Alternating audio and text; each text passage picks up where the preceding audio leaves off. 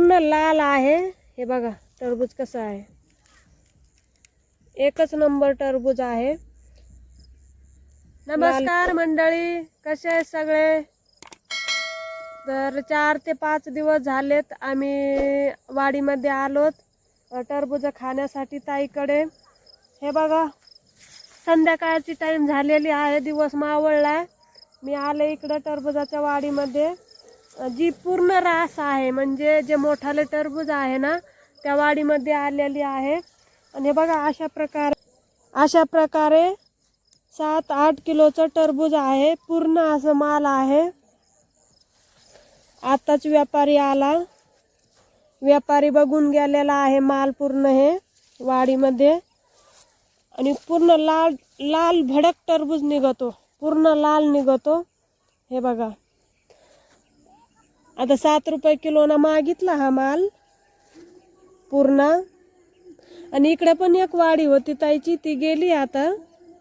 आणि बघा संध्याकाळच्या टायमाला वाडी अशी दिसते।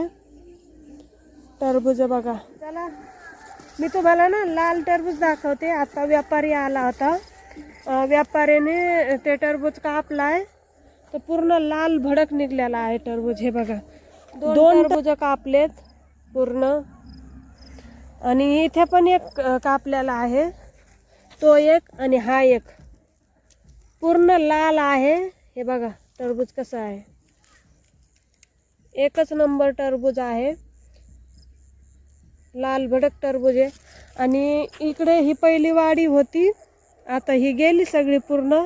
हे असे छोटे छोटे गोटे राहिलेले आहेत, आता त्यांना कोणी घेणार नाही, मार्केट नाही त्यांना।